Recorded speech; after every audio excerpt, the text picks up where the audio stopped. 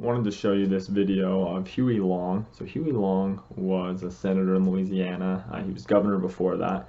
And he was someone that has been likened to a Bernie Sanders, like an original Bernie Sanders. I want to show you this video of him giving a speech when he's talking about sharing the wealth. He calls out people like Rockefeller, J.P. Morgan, Carnegie, and likens what they're doing to taking all of the food at a barbecue. Go ahead and listen.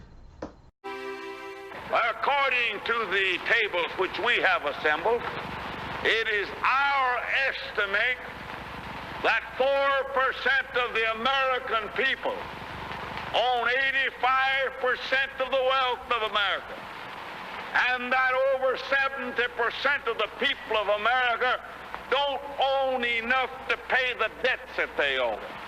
How many men ever went to a barbecue and would let one man take off the table what's intended for 9/10 of the people to eat?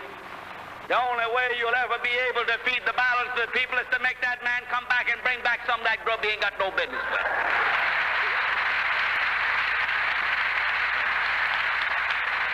Now, how are you going to feed the balance of the people? What's Morgan and Baruch and Rockefeller and Mellon going to do with all that grub? They can't eat it. They can't wear the clothes. They can't live in the house. Give them a yacht. Give them a palace. Send them to Reno and give them a new wife when they want it. If that's what they want.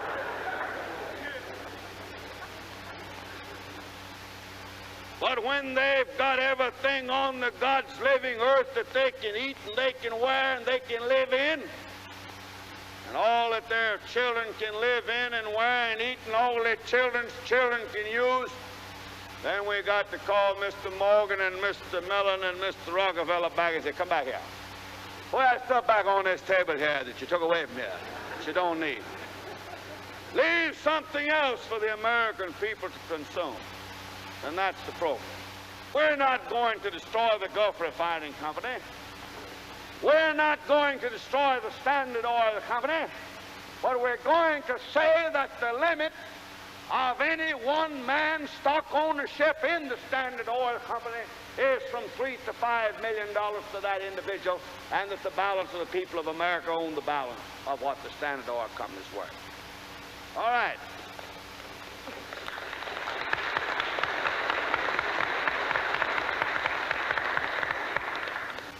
Then we start from the bottom, that the 25 or more million American families shall have a homestead, a home, and the comforts of a home, including an automobile and a radio, the things it takes in that house to live on.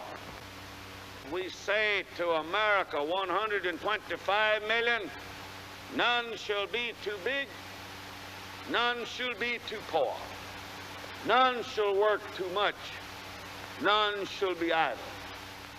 No luxurious mansions empty, none walking the streets, none impoverished, none in pestilence, none in want, but in the land blessed by the smile of the Creator, with everything to be consumed, to be eaten, to be worn, that America will become a land sharing the fruits of the land, not for the favored few, not to satisfy greed, but that all may live in a land in which the Lord has provided an abundance sufficient for the luxury and convenience of the people in general, I think.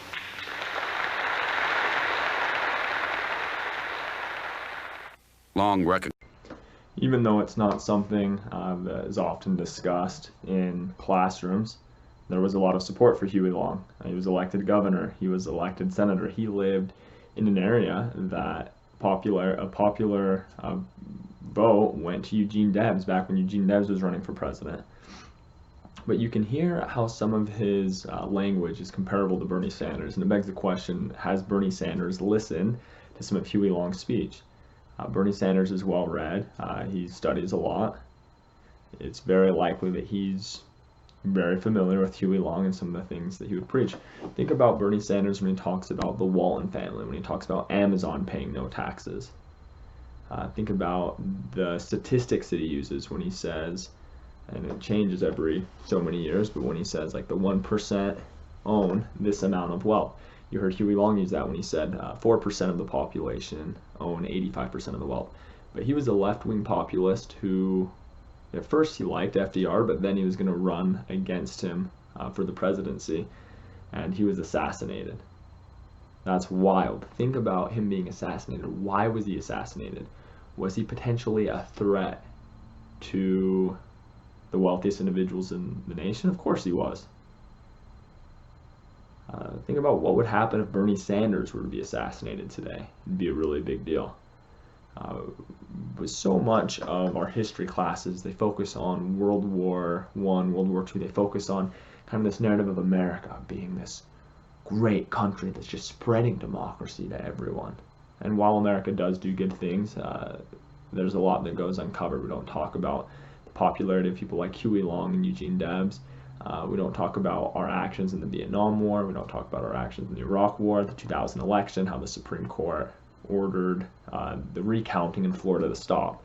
And these are things that really should be focused if we want to give our students an accurate understanding of America and American history.